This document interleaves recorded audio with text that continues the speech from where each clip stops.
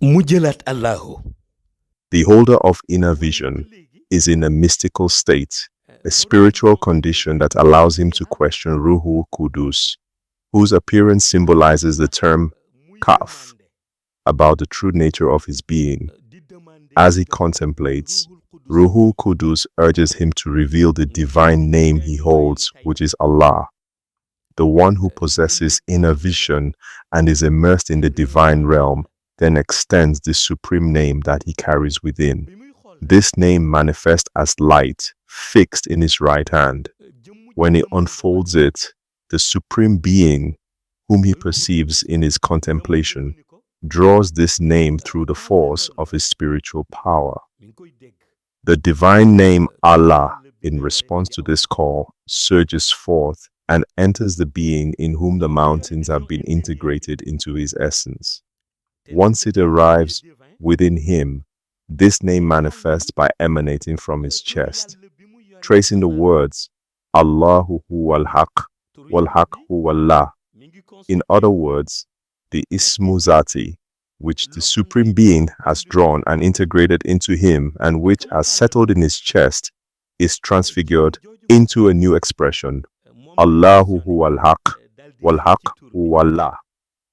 The possessor of inner vision contemplates it face to face. As his gaze fixes upon it, he observes it in its posture.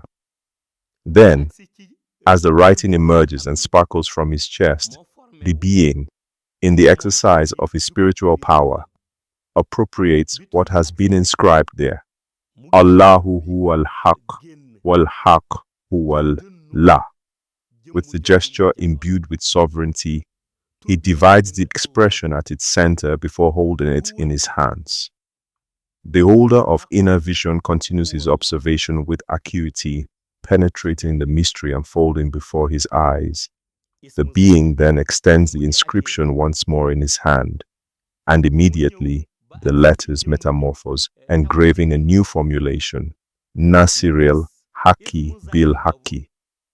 Thus, the enigma that the possessor of inner vision strives to interpret is revealed. Did the expression Allahu huwal haq, wal haq huwallah give rise to Nasiril Haq Bil Haq?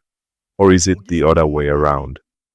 This falls within the framework of Marifa, spiritual knowledge, as it is a matter of deeply esoteric significance.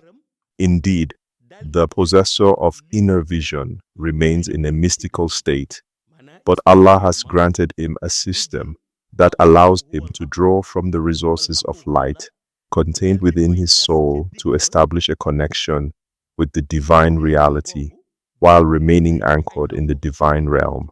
Thus, he establishes this connection and perceives a fawudat, spiritual effusion, emanating from the divine reality, specifically from the space where the mountain enveloped by Ruhul Qudus resides within his being, symbolized by the letter Kaf. It is from this place that the fawudat manifests.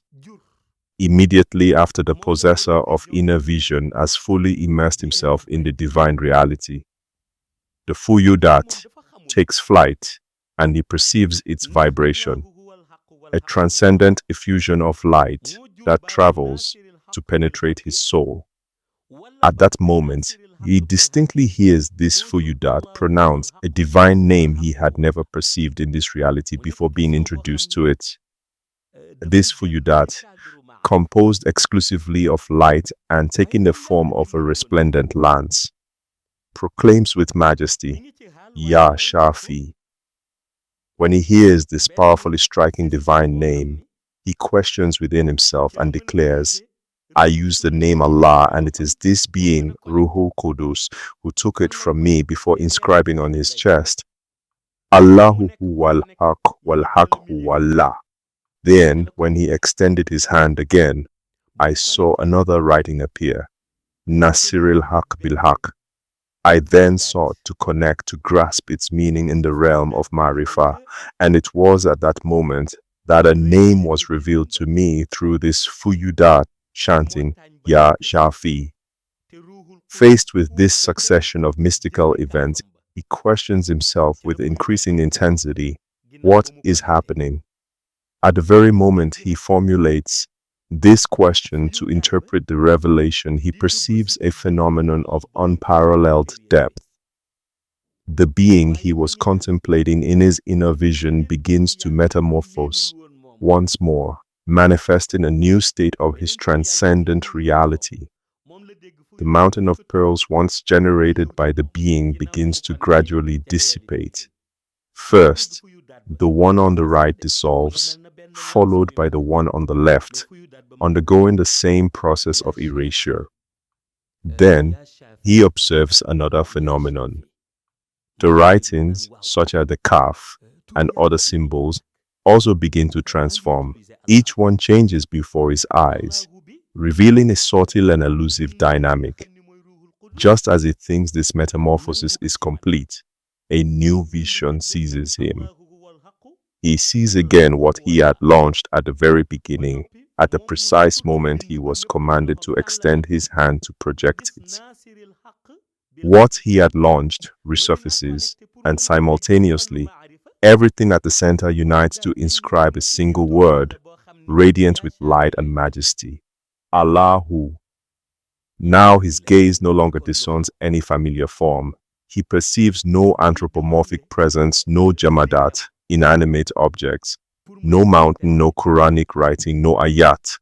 Everything he had seen before has faded, and only one manifest reality remains.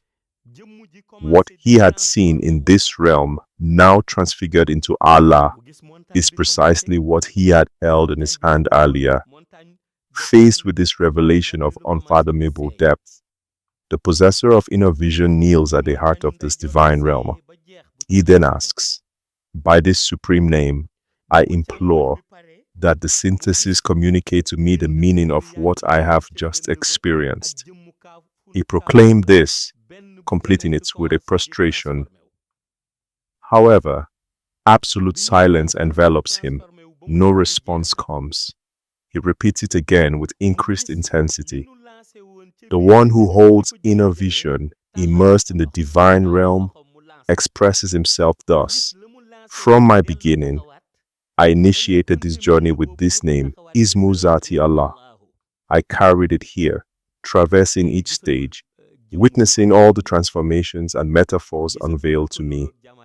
I delved into the depths of infused knowledge so that it might enlighten me, and it indeed helped me. However, certain realities were interpreted for me through Marifa, revealing a meaning I had not yet grasped.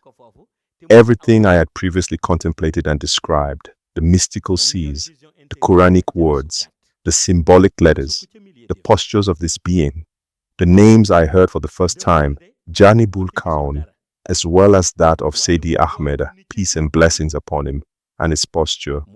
All of this manifested before me in the language of signs and revelations. And yet, despite the immensity of these visions and the diversity of these manifestations, only one reality remains. A single term stands before me with brilliance and majesty: Allah. He prostrates once more, imploring that the interpretation of what he has just experienced be revealed to him. It is then that a deep, resonant voice echoes within him, addressing him with these profound words: Al-Khalq, kulluhum mazairullah. He instantly understands what he sees. By taking the name Allah to meditate on the Lord, he realizes that all these manifestations he perceived were in reality a manifestation of God. Through the contemplation of the Caliph of Allah he was observing. At that precise moment, he tells himself that his inner vision is now complete. He thinks he can focus on another aspect, but the voice resonates again within the mystery, for the mystery is nothing but a manifest presence of the entity Allah. He perceives this voice originating simultaneously from within the Alif, the Lam, and the Ha. However, he cannot precisely identify who is speaking. He only hears the voice without form or contour. The voice then addresses him with these words: If we decipher for you the term al-kal kulluhum mazahirullah, we will bring you to experience what you have truly lived. What had I truly experienced? He replies. The voice responds again with infinite clarity. You have experienced the reality of Nasir al-Haq bil-Haq Shifayatullahi. Allahu Akbar. Listen carefully to what has been revealed to him. You have lived the reality of Nasir al-Haq bil-Haq Shifayatullahi.